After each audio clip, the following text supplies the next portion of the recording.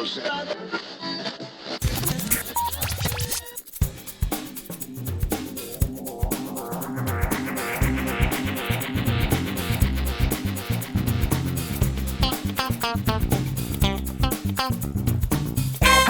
welcome to episode 435 of Geektown Radio. I'm your host, Dave, and with me this week is... Ray! How are you doing? Hello, I'm good, thank you. Good, it's been a few weeks since you've been on. What have you been up to? Well, term has started, so it is back to being extremely busy. Yes. But I've still been prioritising fewer shows, but higher quality. Yes. So obviously it's our judgment today, whether you believe they're high quality or not. Some others not, maybe. So I finished a few. Today, actually, I finished Sherwood. It's taken me a little bit while to finish it, but it's the amazing BBC One drama set in Nottingham against the backdrop of sort of like the post-mining. It had a brilliant season one where sort of Leslie Manville and Alan Armstrong were like the forefront of the plot, all sort of anchored by David Morrissey as this sliced cop. And it's very dark and it's very good though. And this season, the absolute star player was Monica Dolan. For those people who know, she was in This Debates versus the Post Office. Right, And before that, she was in My Wife, My Lover in the Canoe, the one that I've talked about in the past. The thief wife, lover in the canoe. She's just such a versatile actress, and she plays like this matriarch of a family in Nottingham, and she was brilliant up against Lorraine Ashbourne as the other matriarch. It was really quite good. So really enjoyed that. Flip to the other end of the scale, comedy from Australia, Colin from Accounts season 2. Yes. Came back and it was good form again. It's just about this unlikely relationship forming and developing. And then this season, you really develop more about their families. And there is an amazing episode. I think it's episode 5 called Waterfall.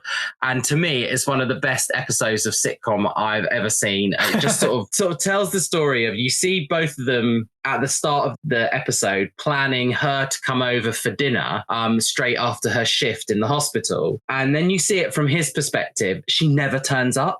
So he sort of tries to work out what's happened to her, like can't get hold of her, starts trying to track her. Then like it's a fascinating episode. And then halfway through it cuts. So I'm trying to avoid it for people who not be watching it.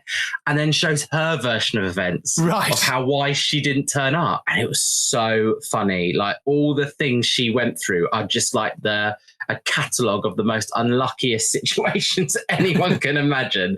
And then at the end, when they sort of get together and they finally worked it all out, it's just like this.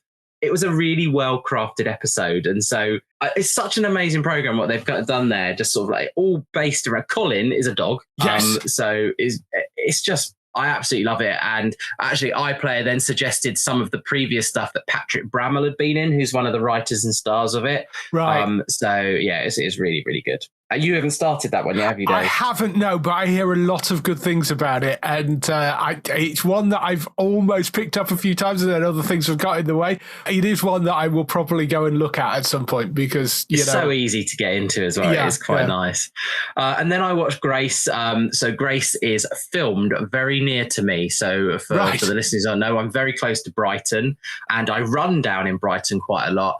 And Grace then released its 4 episodes, so I almost binged them. I did 2 and then 2, and they're all filmed very around the places that I know. So I'm more of like, oh my God, I've been there. I know that. Yeah. And the reason why I really wanted to watch this season is about a year ago, part of our running route was cut off for filming, and we noticed there was all the crew with Grace on their back. And so I was like, I can't wait till the episode came out. And that was finally sort of released. And they found a body under Hove Lagoon, which we run by all the time. And annoyingly, in the background, Dave, there was a running group going around one of the bits of the. I was like, how rude! We're a running group. They didn't come see us. Yeah, could have You mean on TV? What I find hilarious about Grace is the fact that all the titles of his stuff have dead in them. Like, yes. Every single... They're basically mini films, aren't they? They're like 90-minute episodes. 90, yeah. So, like Vera, they're Vera type things, yeah. Yeah. So this started off with Dead Man's Time. It's been renewed for a 5th season as well already, which is Dead If You Don't, Dead at First Sight, Need You Dead and Find Them Dead. The next one. More deaths. It's harmless, but I do get there are a lot of critics don't like it. They say it's a little bit too exposition-y, but it's from the source material. They're all anchored by a key star. So the last one was Laura Haddock, who's a Hollywood actress, and the first one was Philip Glenister. So he had episode 1 of this season. I think it was Robert Glenister actually looking at it. Rob Glenister. Oh, so close. I knew there was a Glenister in it. Yes. But no, that's really good. Nice. I enjoyed watching them. The next Sunday night crime drama I'm waiting for is the final season of Vera, which is imminently going to come at around winter or end of winter. So I'm enjoying that. And the last one is I only got into Race Across the World in the last season, but I got into Celebrity Race Across the World this season. So if you are celebrity aware, it was Kelly Brook and her husband. It was Scott Mills, and at the time, his fiance. They are now married. It was Jeff Brazier and his son, Freddie, not the one that's in EastEnders, it's his other son. And then it was Ted Lasso star Collar and his cousin. They were all so brilliant. Like, they came across so well across the episode.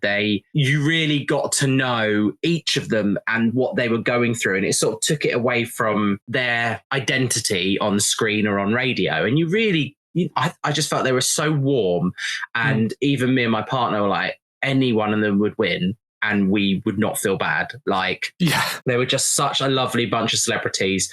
Okay, it might be in the editing that they've made them all seem absolutely fantastic, but no, really good. Great winners at the end. Absolutely surprising considering the whole episode. They all change positions. Everyone, I think, gets in first and last throughout the whole episode. So really enjoyed that and looking forward to the next one that will start in 2025. It's actually sort of filling in that Traitors void that I have when Traitors is finished. Yes, they'll be coming back soon as well. So those are the things I finished. Things I'm currently watching, and I think you're sharing a few of these. So I'm currently watching Bad Monkey on Apple. Do you know what? I felt it could have finished at around episode 6, but I've realised there's still another 4 episodes to go. And I'm like, where are they going with this story? But some, really good star turns in there. I think Vince Vaughn is doing really, really well. Yeah. And really enjoying his part in that. So I'm excited to see where that goes. Which episode are you up to? I'm up to date on it. So I'm quite close to the end. It comes out the same day as Slow Horses, which is, I know, something else you've been watching. But so I tend to just watch the 2 of them back to back when the new episodes drop. But I've been really enjoying it. I love the recaps at the start where the sort of voiceover guy is like, are we really having to do this recap again? Oh, fine. Okay. It's very funny. The stories don't entirely know where they're going to go with it, but it's just really nicely put together. It's very well written. Good team behind it. Vince Vaughn's very enjoyable in it. It's another decent Apple show that's well worth watching. Exactly. And the other Apple show, 2 others. So Slow Horses, that is Wednesday night for me. As soon as I get home. I was a bit late this week. I had to watch it on Friday. But no, absolutely. I'm gripped. I'm so gripped with this season. And I remember seeing the trailer at the end of the last one and I was like, oh, please, I don't have to wait this long. But it's absolutely brilliant. I just think the performances are fantastic. I know they only picked up 1 Emmy, but they could deserve a shed loads more if people gave it more time. And I don't know if it's the Apple thing that it's on the Apple and it's not as many. It could be. I mean, it's Apple's #1 show, I think. And it is critically, it's absolutely outstanding. I mean, it's got so many people say go and watch it. It's worthwhile, including us. We've said before, the Apple stuff is really, really worth just investing a few months of time. Go and buy or find an Apple subscription because it's like they're giving them away with so many different things. But it is so worth picking up because there's some incredible stuff on there. And then the third one, I'm enjoying less. And I do think, I remember that I spoke to you on this podcast not long ago. I think I'm a little bit too old for it. Maybe not, but Time Bandits. I never really watched the original version. I am just struggling with it a little bit. The main protagonist, apart from it being Lisa Kudrow, is the young boy Kevin. And it's very driven about him and his journey and all the character. I feel like I'm watching, the team who made Ghosts and the Horrible Histories. I feel like I'm watching like a variation on that. And I almost, at one point during the last episode, I said, I wish they could come in and do this and show us how it could be done. I feel like they'd have a better sort of grip of the characters. I'm not feeling, attached to them. And then I've been reading a little bit behind the scenes. I had some real controversies. One of the actresses pulled out and not pulled out, but had to be written out of some episodes due to some controversy on set. And that's sort of come across now because it's happened in the storyline. But I think, there's some news that we hear later. I can tell that it's not a great series. It's not going to be up there. And even when I was trying to find it to catch up on what episode, it was well down on the list. For something that was only released this summer, it's miles down on the list behind things like your Ted Lasso's has been out for ages and things like that. So not enjoying that one as much. Yes. A couple one I don't think you probably are watching. So the Emmy-winning comedy, The Bear, which is not. It's not a comedy.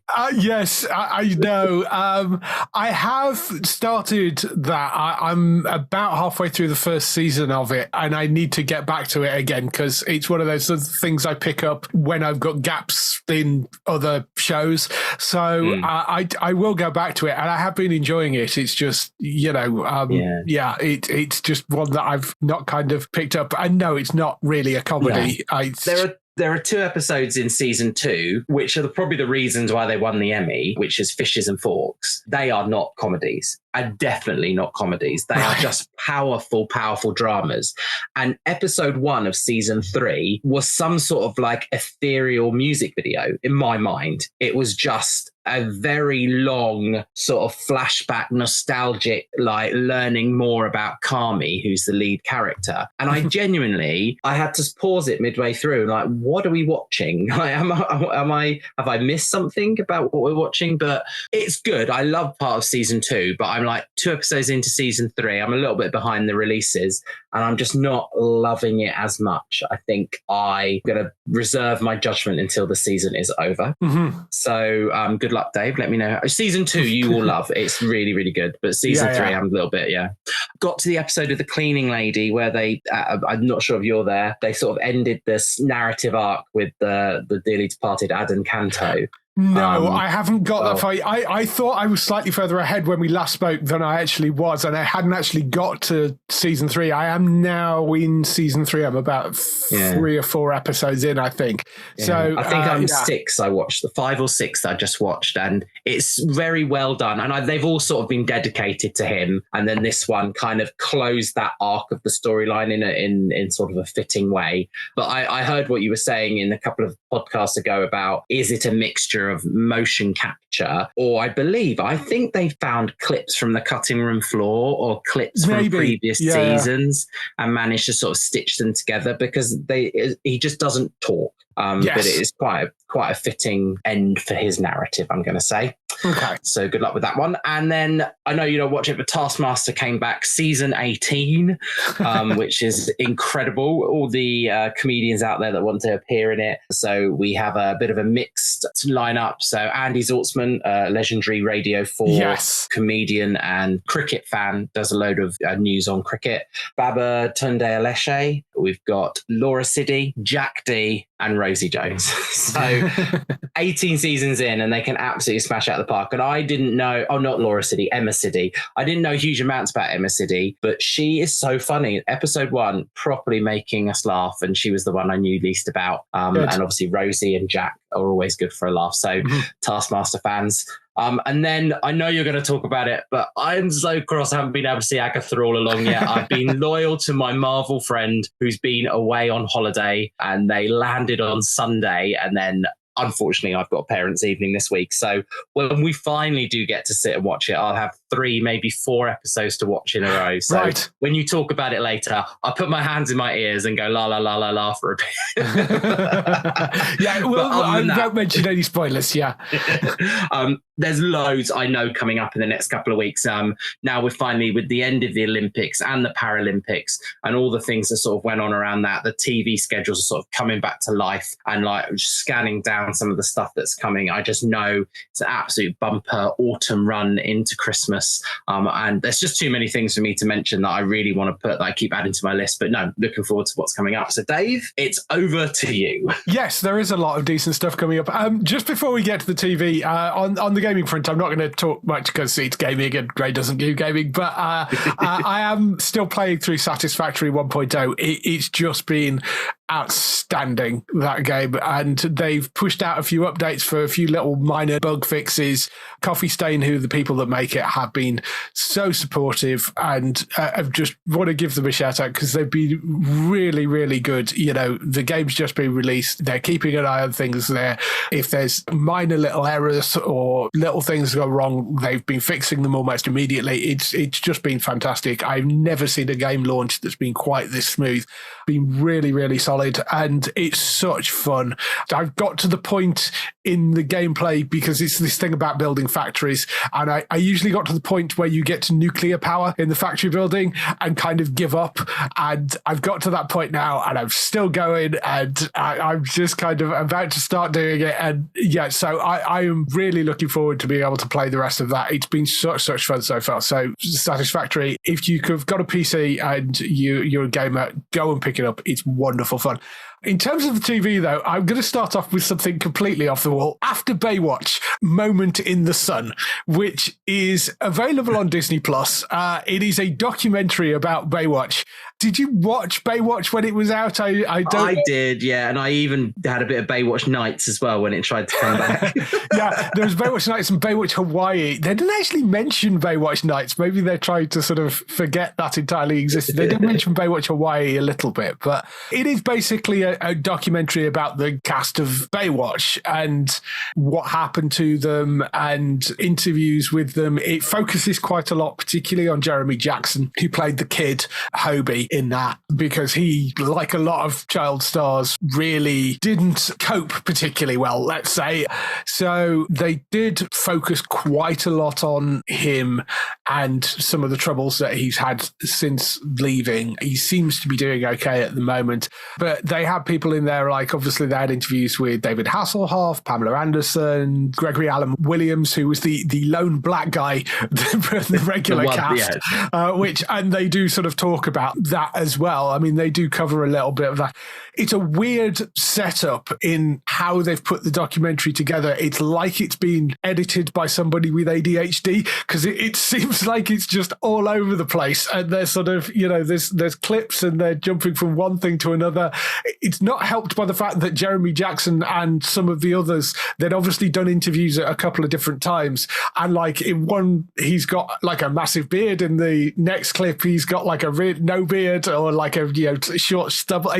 So there's sort of that, which is a bit weird as well. They do interviews with Billy Warlock, who apparently is now a ski instructor. That's what he does for a living. Alexandra Paul as well, who was the sort of rather more not blonde, blue-eyed. Short hair. Yeah. So stood out, I think, from the rest of them and discussed a little bit about that. I mean, it's kind of interesting. And I mean, for those of you that, I mean, I'm sure a lot of you are aware of Baywatch, but this is a show which was quite literally the biggest show in the world. You forget quite how large that show was, but it literally was the biggest show in the world. I mean, it had millions and millions and millions of viewers. Crazy how popular that thing was. I know they've talked about reviving it, but it's like, would you get away with being out? How would you do that if you were going to try and revive that show? Because, I mean, for starters, you would have a much more diverse cast than was in the original. It was all sort of, blonde hair, blue-eyed, beautiful, hot people. So I'm sure they would be a lot more diversity if they move forward. But there's also some of the subject matter I think you wouldn't do now either. And they were very aware of what they were making, the sort of, sex sells stuff. And I don't think you'd necessarily get away with that now, So it's sort of an interesting one. But as somebody who watched quite a lot of it, I don't think I saw every episode, but I mean, I remember it when it was out from sort of late 80s until 2000. It is interesting to sort of see where the cast are and what they're doing. There's some interesting, quite tragic stories with some of them. If you're a fan of Baywatch, it is an interesting documentary to check out, but it's 4 episodes. It's on Disney Plus if you want to go and look at that. On to the actual big dramas this week, though. The Penguin being the first one, which is out on Sky Atlantic in the UK. This is obviously a spin-off from the Batman movie and is Penguin's rise to power in Gotham. It's Colin Farrell again, as slightly annoys me. They've sort of altered the Penguin's name, so he's Oz Cobb in this rather than Cobblepot, because for reasons that only their producers understand, they decided Cobblepot wasn't a good enough name and they chopped the end off it. And it really bugs me. I talked about this with having rewatched the movie recently, is don't go changing people's names unless there's a reason to do it. They're saying, Cobblepot isn't a particularly grounded or real name. And I'm sure there's Cobblepots out there that are like... Would take offence to that. Yeah, would take offence to that. So, yeah. And I mean, yes, I get that you want a certain amount of sort of grounded. It's sort of supposed to be kind of The Sopranos, that sort of mob drama, but within the sort of comic book world of Gotham. I get that. And I get you going for this grounded thing. But little things like that do bug me. I enjoyed the first episode. It's well acted. There's a sort of interesting setup with Penguin still under the thumb of the Falcone family, but you sort of see him kind of dodging and weaving and trying to squirm out from under that and rise himself, with Carmine being, well, I don't know whether you've watched the film, but with Carmine being out of the picture, let's say, it sort of follows on from that. And it's him sort of trying to climb up the ladder now the family is in sort of slight disarray. You've got the people in there that you recognise. Clancy Brown as Maroni pops up. You've got Kristen Milotti as Sophia Falcone. It's good. It's maybe a little long-winded, which was the same issue that I had with the film. But if you like the movie, I'm sure you will like this as well. And Colin Farrell is just unrecognisable in that role. I mean, that's what I've heard. He's really good with the makeup and the prosthetics they've given him. It's just... Having watched Sugar, which is another brilliant Apple series, it's hard to think that those two are the same actor. It's a phenomenal transformation. We've only had one episode so far. I'm looking forward to seeing what the rest of that is like. The other big show, of course, this week was Agatha All Along, as you mentioned. That turned up this week. Great. I really, really was looking forward to this. It's a wonderful start. Catherine Hahn back as Agatha Harkness. I think I can say this because it was in the trailer. The opening of it has the similar sort of messing around in the same way that the WandaVision series did, in that, the WandaVision had like a basically within this sort of TV sitcom world. Do you remember that? Okay. Yeah, I remember that, yeah. This starts off with her also sort of in a different genre of TV, which if you watch the trailer, you know what I mean by that. That doesn't last anywhere near as long as it does in the WandaVision series. I think it doesn't even last throughout the whole of the first episode, I don't think. That's sort of interesting. And then you get the full Agatha back.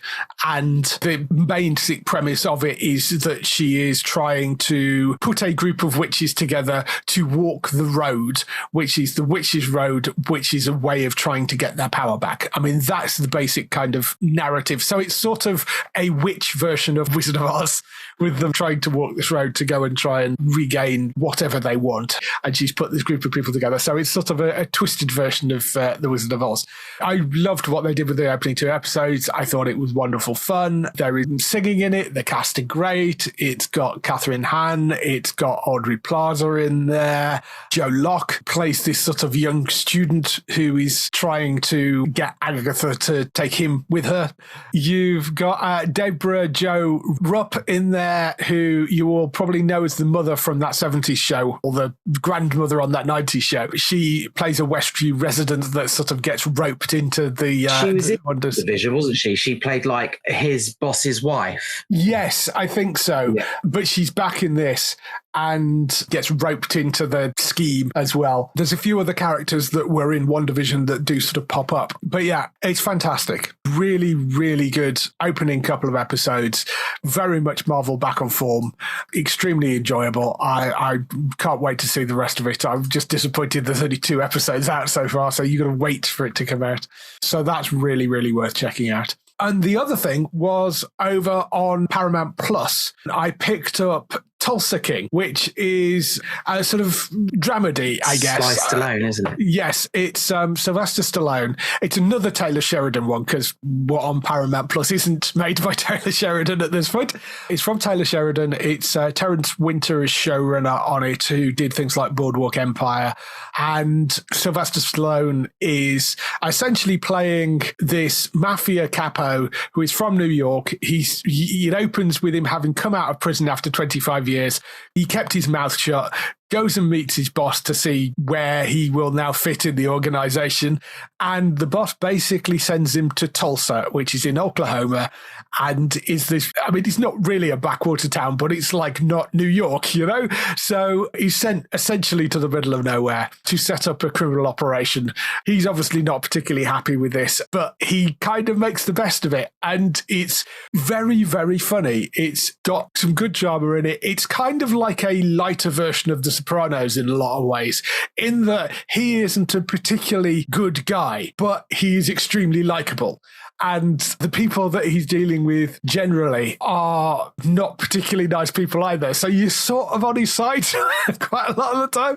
It's actually just got a second season just come out, or he's airing right now, which is one of the reasons why I picked it up. So I'm only about halfway through the first season at the moment.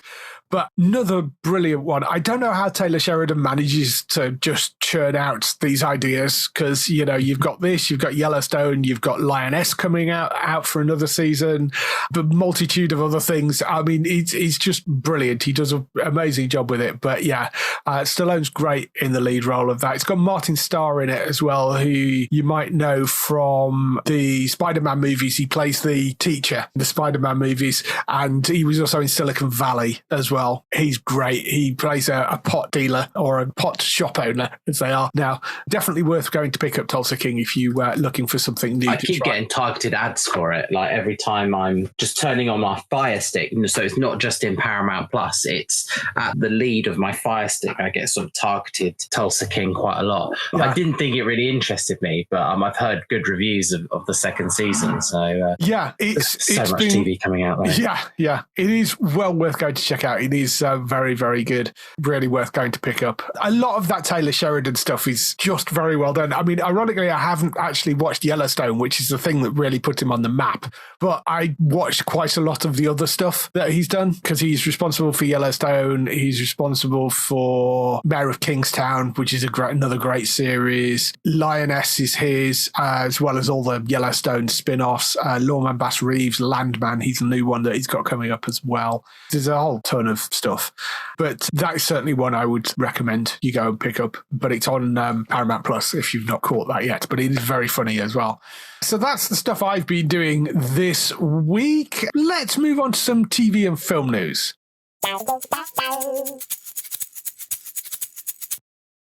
So we kick off the TV and film news with the renewals, cancellations and pickups. Cancellations, we have actually got a few this week. We didn't have any last week, but we've got a number of them. Since we were talking about it earlier, we should first mention Time Bandits, cancelled after one season. Yeah, there you go. So, I mean, I can't say I'm overly surprised with that. I don't think it quite worked. I quite enjoyed it, but I know what you mean when you're saying you're not enjoying it as much as a lot of the other Apple stuff. I have watched a few episodes of it, but I've not been kind of, must go and see this, must go and jump back on it.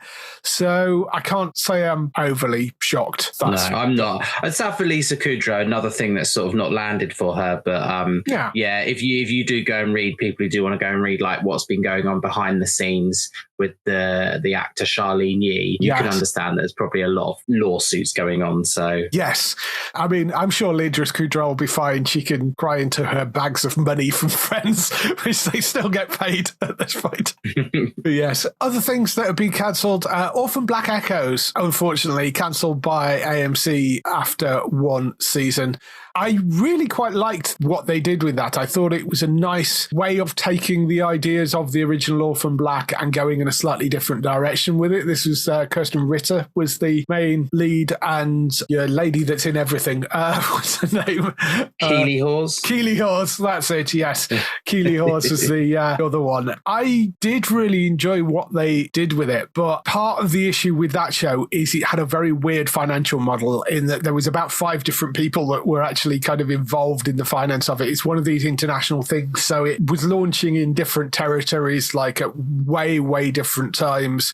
I mean, although it said cancelled by AMC networks, there were a lot of companies involved in that. So it's a shame, but I'm not overly surprised that hasn't come back. Pretty Little Liars Summer School, that's cancelled after 2 seasons. That was the new iteration of Pretty Little Liars. That's gone after 2 seasons. I think that's on iPlayer over here. I haven't watched any of those at all. I think so. I think I read a meme on Instagram which said, with the ending of this one, all Pretty Little Liars and franchises are over for now. Like, it's been going on for like 20 years or something, but every sort of derivation of it has now been ended. So that's an IP that might be sort of resting now for a while, or it might do a Gossip Girl in like 15 years time or something, come back again. I mean, whether they'll resurrect it at some point, but yes, I think that is probably it for that IP at this point. The other thing, which was some people may be upset about, particularly Warwick Davis, because it's his show, Tenable, the Warwick Davis fronted quiz show on ITV. It looks like it's been canned after 7 seasons. I mean, it may be one of those things that gets shelved for a bit, and maybe they'll bring it back at some point in the future, but it looks like they're certainly resting it, if not getting rid of it entirely. I mean, they've got a whole bunch of quiz shows on ITV. I think Warwick Davis is probably taking a bit of a setback from appearances at the moment. I think he, after the Willow and things like that, I haven't seen him out and about doing stuff. Warwick Davis is very sweet. I've interviewed him a number of times. There is actually up on the YouTube channel an interview with him and Annabelle, his daughter, which is adorable. Together, they were on stage at one of the Comic Cons together. It's well worth checking out. He's always entertaining to go and see. Not had that much luck with TV shows recently, although, I mean, this ran for 7 seasons, which is not a bad run. But he had the Willow thing, which sort of went up and then got disappeared from Disney Plus randomly. Did you watch any of the Tenable show? You know what? I'd never watched it, but I remember playing a version of it on my iPad, and it was a really interesting game. It's like you had to get the most popular of a list, and I'm quite good at things like that. I have just used the information. So I never really watched a TV show, but I had played the iPad version of the game. Okay. I can sort of understand ITV deciding maybe that they don't need this particular one because they've got so many game shows kicking around at the moment. I mean, something's probably got to give, but yeah, it's a shame. Moving on to the renewals, they announced Industry has been renewed for a 4th season, HBO and on the BBC as well. It's HBO, I think, though it's Bad Wolf that make it, but it's HBO that mainly fund it, which is why they get it first and then we get it afterwards. That's the financial drama. Have you watched any of Yeah, I love season 1, and then I never got round to watching season 2. So I now know season 3 is coming out literally next week, and I saw season 2 targeted towards me, and I was like, oh, have I got enough time to watch it? I'd love to power through it and see if I could, but no, I think it was an amazing show when I did actually watch it. So yeah, I started watching it and then sort of dropped off it and then got back to watching it again just this week. So I'm sort of watching it from the start. I'm a few episodes into the first season. I'm quite enjoying it. So they've also renewed over on Prime Video India a show called Call Me Bay, which I think goes out globally, but it's produced by Prime Video India. So if you're a fan of that, that's also coming back as well. Those are the only 2 renewals we had this week. We have got a lot of upcoming shows. As you have mentioned earlier, there are a few kind of air dates coming out, as well as sort of, all the other things of procedurals and stuff coming back. But we have actually got a few dates for things. The BBC, we haven't actually got a date for this, but we know it's coming soon. The BBC released first look images of SAS Rogue Heroes, which the first season of that was fantastic. That's the Stephen Knight drama about the formation of the SAS. Season 1 was brilliant. Season 2 is coming soon. They released a few images of the second season, so it will basically pick up where the first season left off. Have I got news for you? Season 68 has gotten a premiere date. Friday, the 4th of October, that will be back at 9 p.m. on BBC One. They've also picked up the US version, which is actually going out Wednesday nights. The first episode went out last Wednesday. They kind of dropped it out of nowhere. It's going out at 11:05 on BBC Two, and it's on iPlayer. It's pretty good, the US version. It's hosted by Roy Wood Jr., so they've got a regular host rather than the rotating host thing that we have over here. They've got team captains as well, which is Amber Ruffin and Michael Ian Black. And the 3 of them are doing pretty well. They haven't quite settled into the format in that they're trying to actually win the game, which is sort of... That's more American than British. Yeah.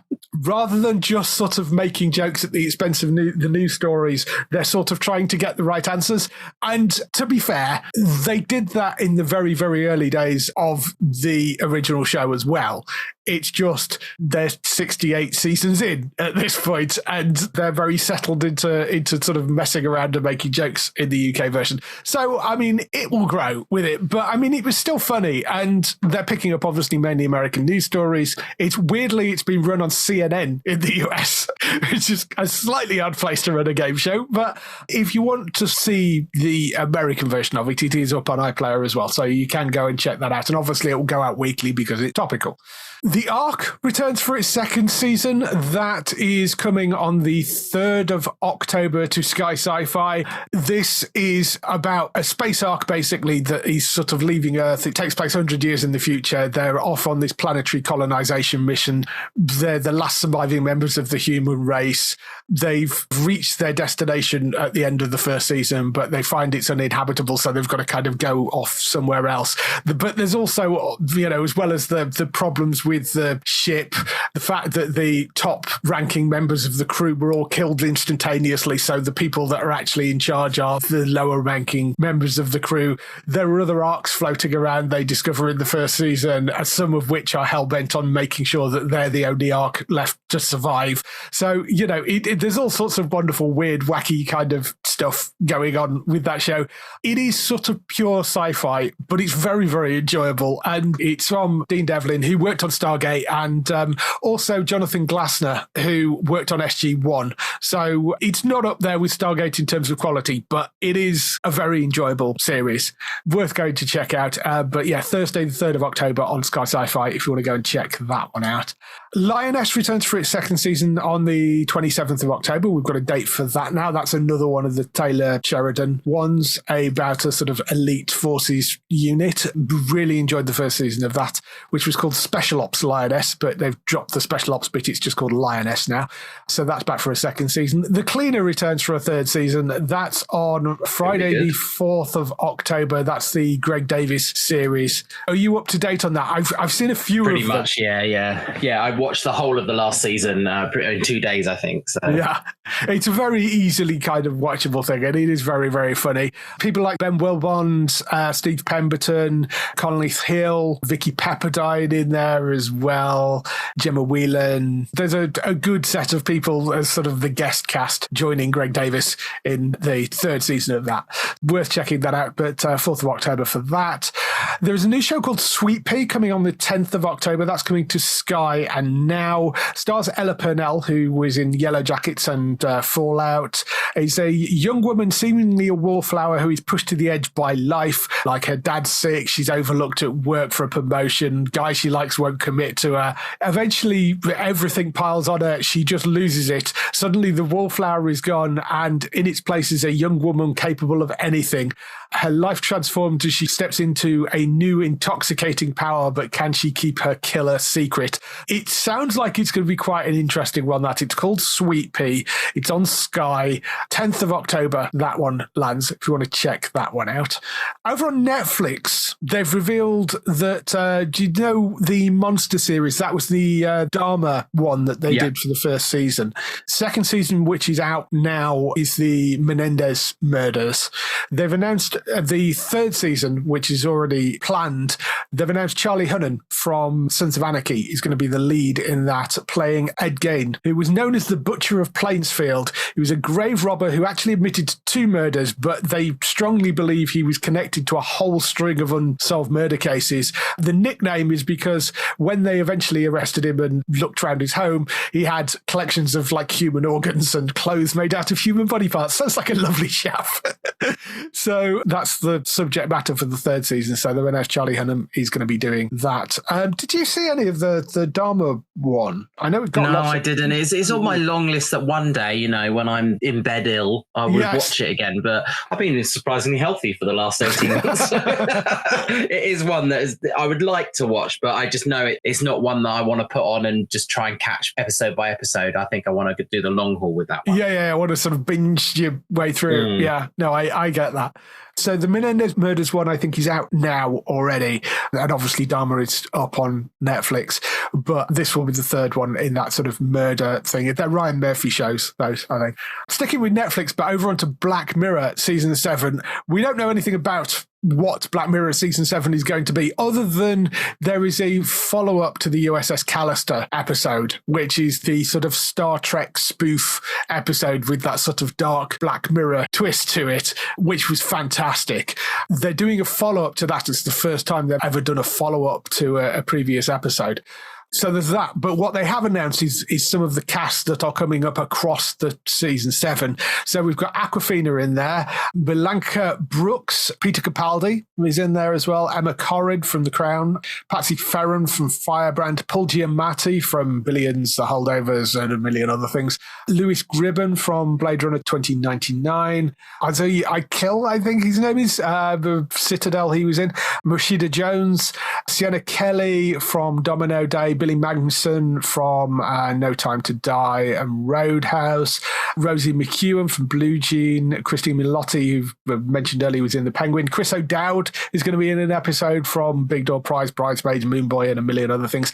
Issa Rae is going to pop up in one of them, Paul G. Raymond from Horrible Histories, Tracy Ellis Ross from Blackish, Jimmy Simpson, who was in Westworld, Harriet Walter as well from Succession. So really solid casting there. I'm really interested to see what they do with Paul Giamatti, particularly in this. Peter Capaldi, I think, is going to be quite good. So what an amazing set of actors that are going to appear. You just know that they're all going to get one episode or so, and they're just going to be incredible, isn't it? So yeah, really, really good. I'm really intrigued to see what they're actually doing with that. I don't think the last season was quite as strong as some of the other seasons, so it will be interesting to see what they pull together for season 7. But that's a fantastic cast. That's really it. So looking forward to that.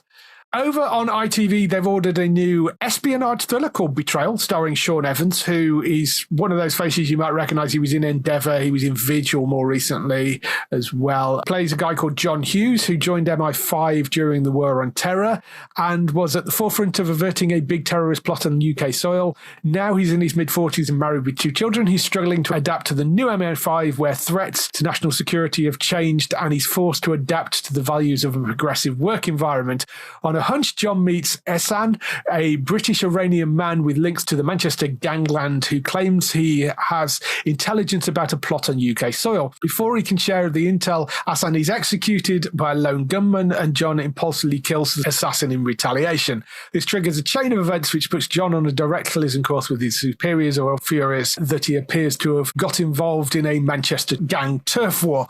John thinks there's more to it than that and starts digging into Ehsan's past. He knows that he'll have to redeem himself if he's to save his career and reputation, all while struggling with his own mental health about having killed a man.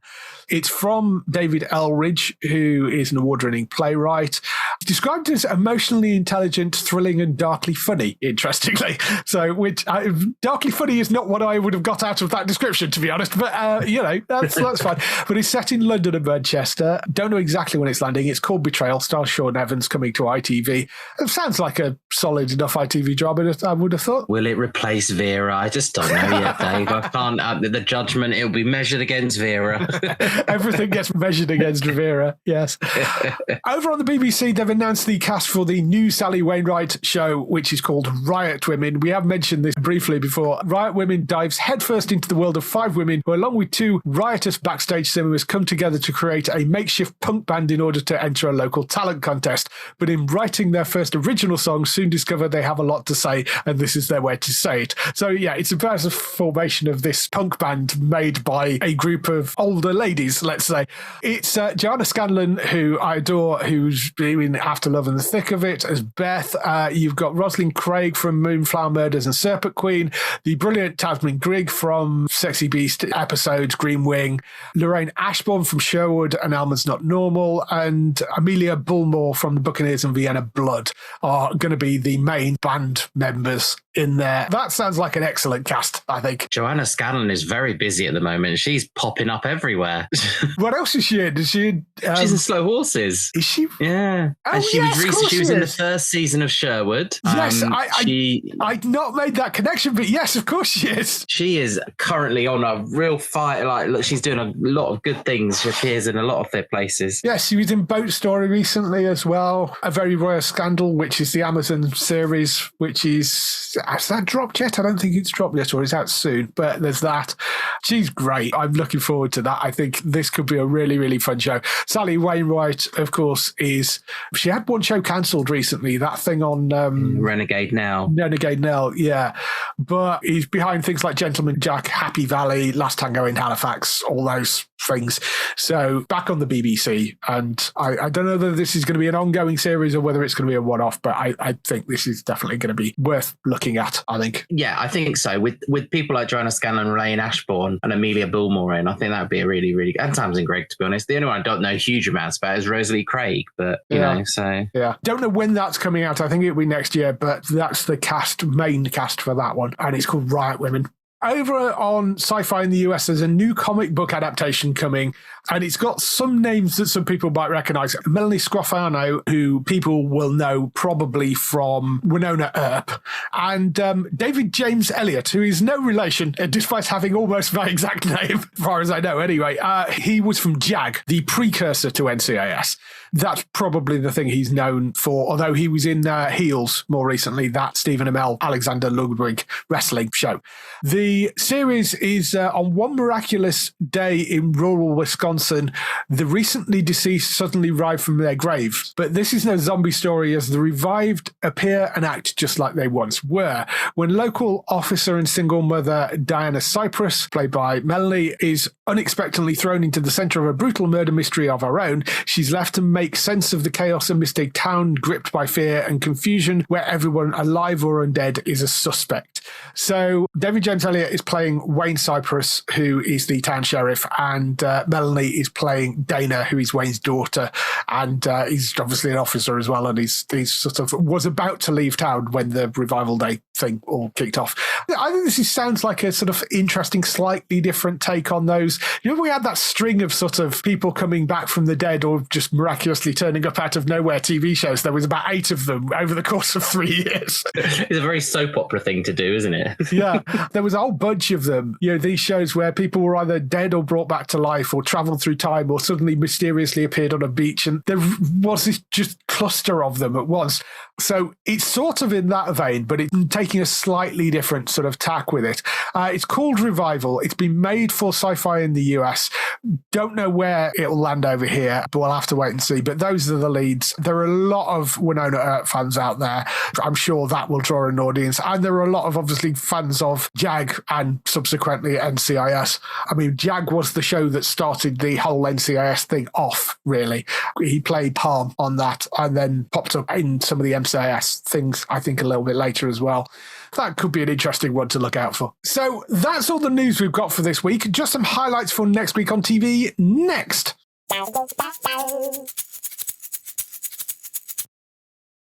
So, highlights for next week. We have Grand Designs returning for its 22nd season on Channel 4. That's on the 25th of September at 9 p.m. You might be thinking, didn't this already start? I think I had it on the list previously, but I didn't realise that that was a sort of one-off special, and then they had a break, and then this is the actual season starting. So, 25th of September for the new season of Grand Designs on Channel 4 at 9 p.m. There is a show called Ludwig, which is a brand new comedy drama starring David Mitchell on BBC One, 25th of September at 9 p.m. as well. This is the one we have talked a little bit about this. John Ludwig Taylor's identical twin, DCI James Taylor, disappears off the face of the earth. John takes over his brother's identity on a quest to discover his whereabouts. That's the premise for it. 25th of September at 9 p.m. for that. Drag Race UK returns on BBC Three for its 6th season. That's on the 26th of September at 8 p.m. Brassic is back for its 6th season as well. That's on Sky Max. That's on 26th of September at 10 p.m. There is a new horror drama starring Nicey Nash Betts from The Rookie Feds. That is called Grotesquerie. It's a new Ryan Murphy horror drama that starts on Disney Plus on the 26th of September. That lands. So if you're into those Ryan Murphy horrors, Grotesquerie is out there for you.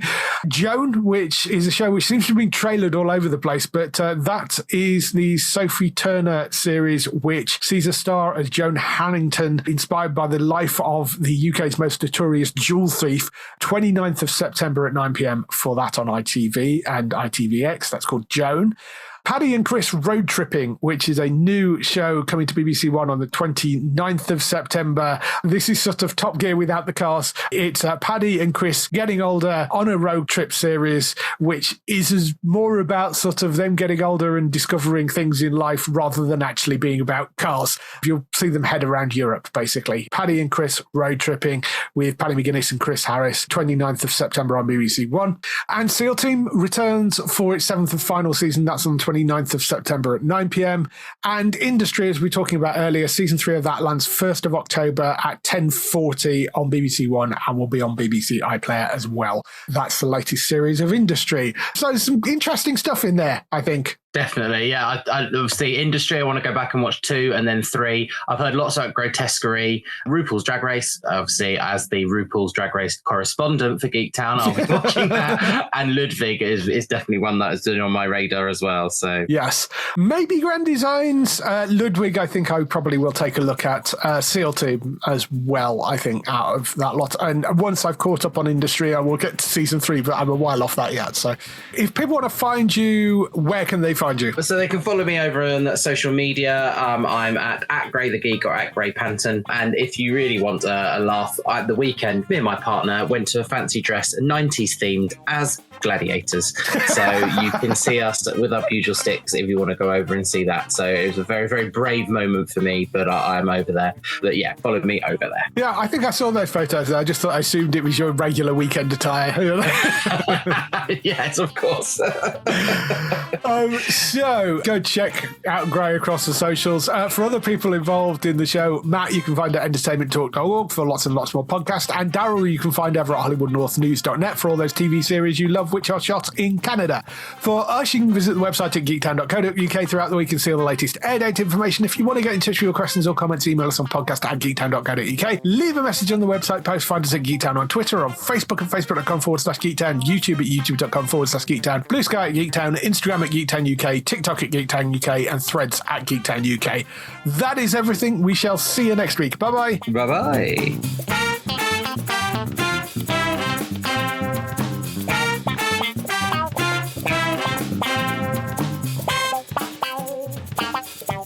Wow.